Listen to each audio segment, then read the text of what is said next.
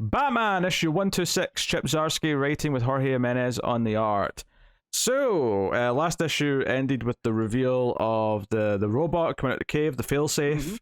And this issue, of course, starts off with a little bit of Batman kind of just, talking about his family, talking about how he's different from them, how, we get this page of all the different colors, which is kind of nice, where it's them, they're all too hopeful to have, lives and loved ones, where Batman's already accepted that he's not going to have that, and that's what makes them different from him.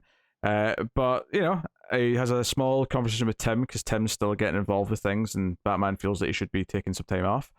But ultimately, it's very quickly in the issue where this robot shows up behind them, very Terminator-esque, which you said may happen. Yep. And I did enjoy that element. Do you know what? I would say I really enjoyed this issue, but I will say the final page did throw me for a bit of a loop. So let's build to that, yeah. Right? So, because I'm also doing homework on this, because it's been a while since that concept's been used. Sure. And I want to make sure I get the greater stuff right. Well, here's the interesting thing. That first page where the robot shows up and he's in the darkness behind him, fantastic, right? The red lights, feeling very Terminator-esque, love it. And then, as a big fight takes place where Batman's trying to fight it, and then eventually he grapples onto the Batmobile and tries to get away, and then all the Bat family show up to try and help. And it really feels like this thing is, unstoppable and coming after him. And what stuck out to me, though, is that he didn't seem to recognize it, at least not at first. He was kind of he's like, oh, this thing's dangerous, it's powerful, it's smart, it's adapting, it's all this stuff. I particularly like the moment where he tries to get away again and he tries to grapple and go up, but the robot grabs his cape, and there's that moment where you see his reaction, his face is like, oh shit, and he gets slammed into the concrete. Really good sequence moment there, I think. That, and then when he gets away on the with the Batmobile, because he uses it as a lure, right? He's able to send the car out and then get behind it to distract the robot or the failsafe. Also, again, this is why I love Chip, is that, or this could have been Jimenez, because he's a great designer, but the failsafe has bat ears, and that cracked me up. Because of course a robot created by Batman has the bat ears. Yeah. So not long after he gets slammed out the concrete, that's when Steph and Cash show up to try and help. And this robot's taking them out easily, but isn't killing them. And this is kind of this weird moment where Batman kind of notices that this thing only cares about dealing with him. It's when someone else is hitting it, it'll sort of shoo them to the side. It'll deal with them, but it's not. It doesn't care about the others. It only cares about him. So Tim actually grabs Bruce, puts him in the Batmobile, and tries to drive away. And honestly, my boy Nightwing gets probably the best entrance of the whole book. Yeah. He shows up. He's a little bit late. He shows up on his bike and he rides his bike over the Batmobile, and lets his bike fly. There's a backflip off of it and lets the bike fly into the robot.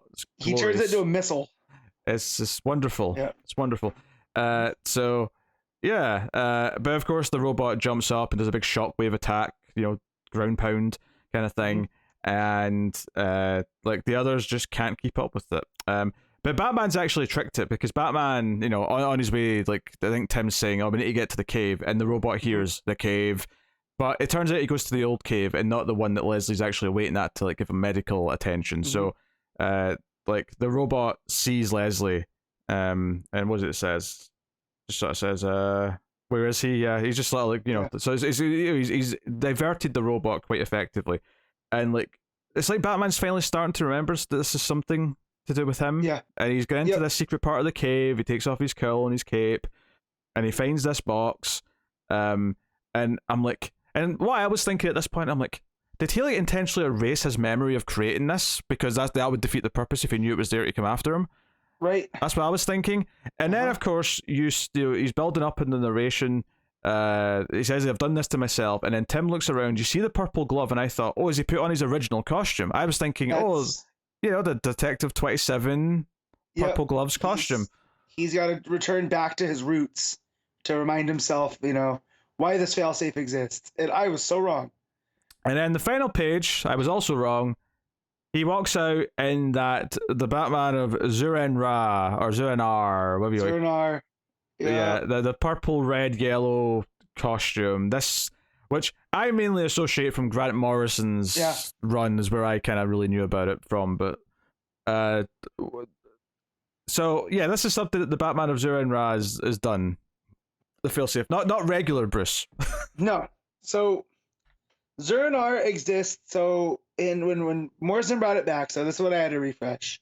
Yes. Was like, this is like primal Batman. This is, if anything ever happened to Batman, this is the last ditch effort. If anything happens to Bruce's mind, Zur-En-Ra will take over and, you know, make sure that Batman exists. So essentially Zur-En-Ra is Batman without Bruce.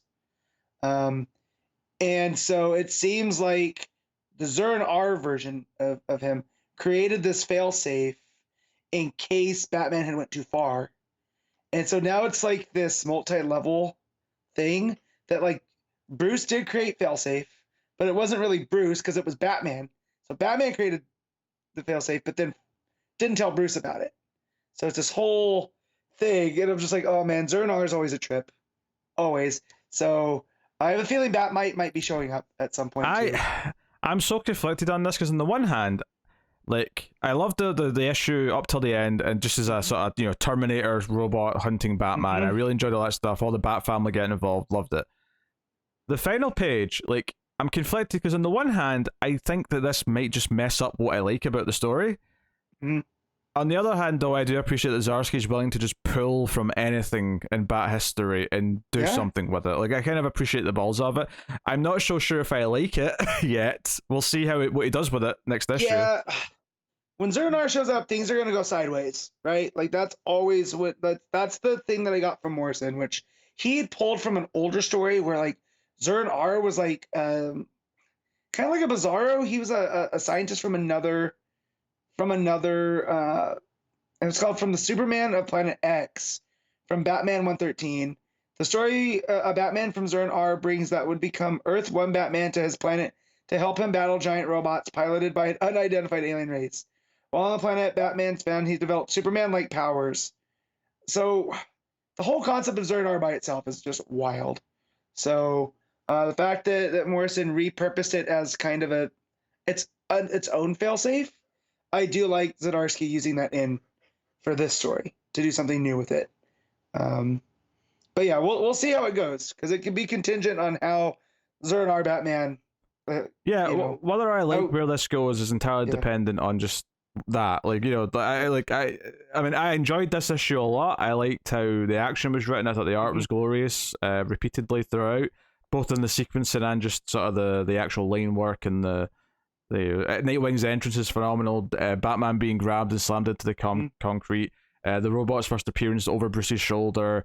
And yeah, the art in the final page, you know, I'm conflicted about the concept, but the art is gorgeous. He is menacing. Yeah. Like, that purple cape looks scary.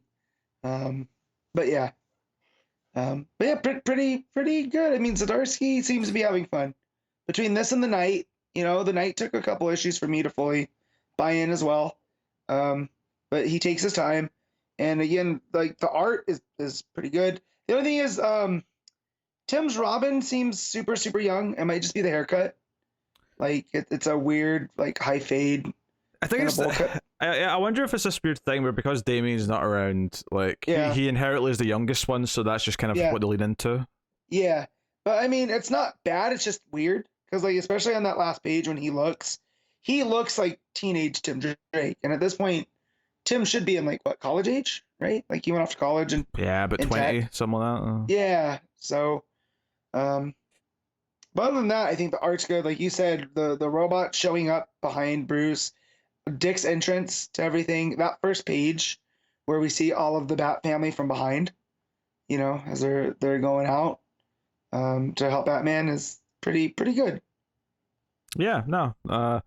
What to like in here? I liked him more than issue 1 of the run. I mean, okay. By that I mean issue 125. Yeah. You know what I mean?